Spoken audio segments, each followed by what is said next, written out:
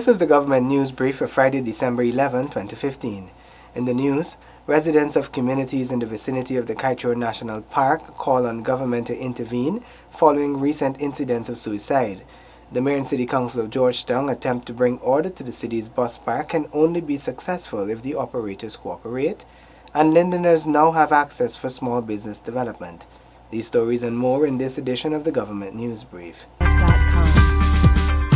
I am Azim Khan. Welcome back. Londoners now have access to over $150 million to develop their small businesses as the government moves to provide equal access and opportunities for small and budding enterprises. Here are the details. The funds will be accessible through the Linden Enterprise Network, LEN, which was officially launched by President David Granger. It also saw the distribution of 40 loans to entrepreneurs at Linden. They had previously provided project proposals for the establishment and, in some cases, for the development of their small business. It is expected that the $100 million invested by government in this program for the year 2015 would kickstart a number of sustainable business activities that will be role models for this community and showcase Linden as a place where businesses can prosper.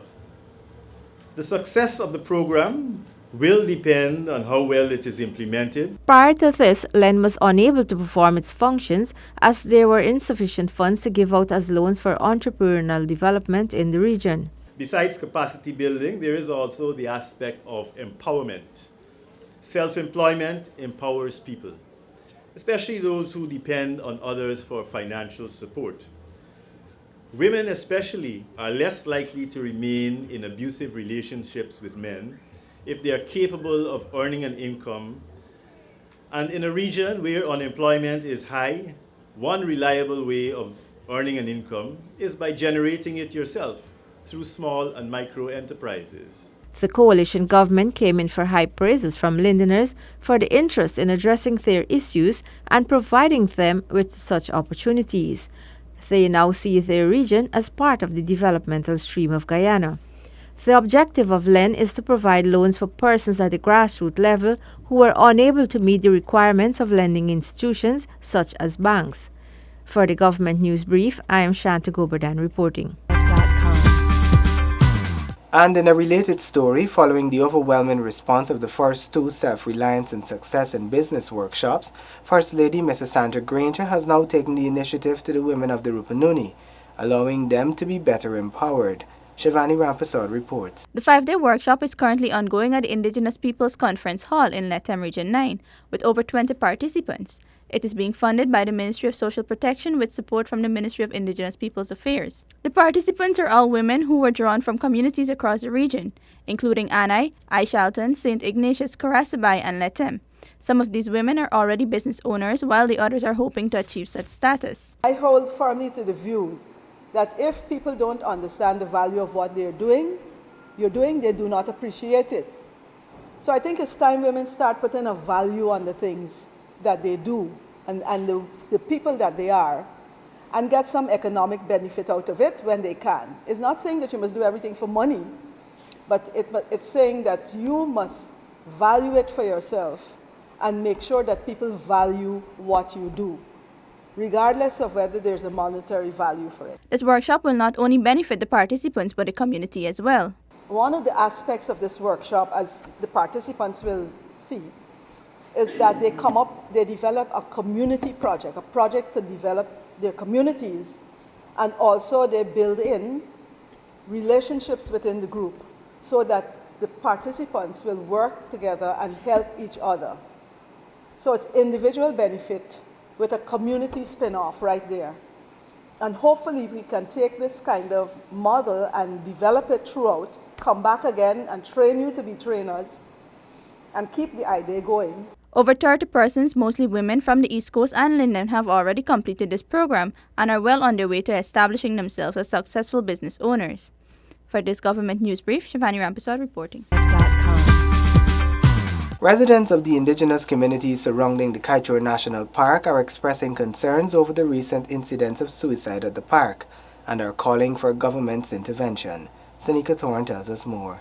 The Kaieteur National Park is both a sacred and spiritual site for the residents of the Patamuna village of Chinapau, located near the Kaieteur Falls.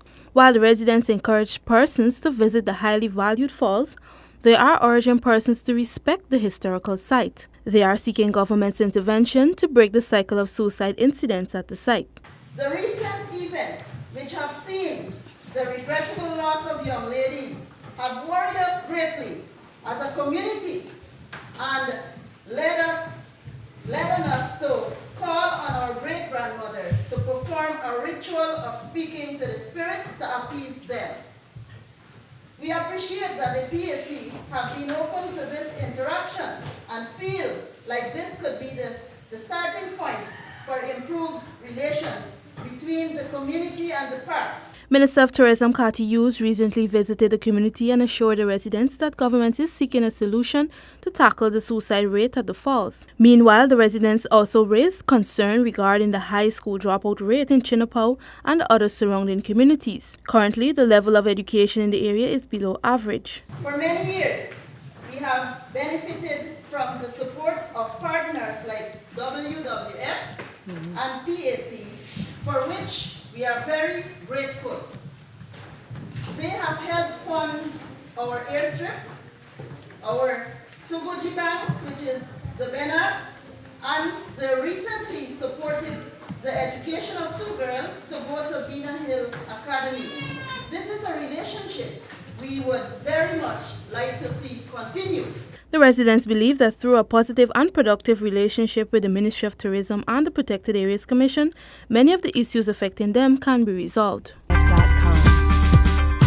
The recent move by the Georgetown Mayor and City Council to end the congestion and lawlessness pervasive among minibus operators who park in the Stabroek Market area can only be successful if drivers adhere to the new guidelines. This is the view expressed by many when the Government Information Agency visited the area and spoke with commuters and minibus drivers. The Mayor and City Council recently placed chain links around the front of the Stabroek Market tarmacs. This was done to regulate the movement of minibuses while in the parks and to ease the congestion and confusion often associated with these areas. The Government Information Agency visited the park today and spoke with the bus operators. While many said that they have begun complying with the recently enforced system, there are others that have not. It does assist us in a way, but the reason why we just end up still got this and got to end up on the road is because of people like them. Watch that, don't watch them. See, people like them, they are always on the plate, so now you there, it punishes you to get a load, so you got to end up on till out, you still the bus and till out on the turn there. Till out there, you got to go forget a load. But other than that, this thing that they put in it, providing it, is a good service.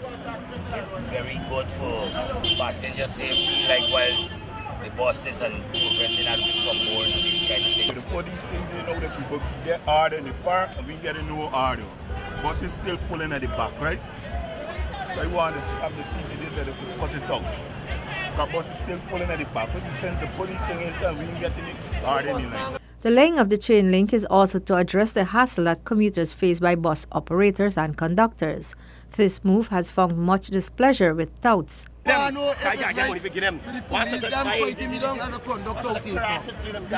cannot run from the police then. You know, I cannot run in. I was telling about the conductor and I got running. I want to know why I can walk and I miss on them.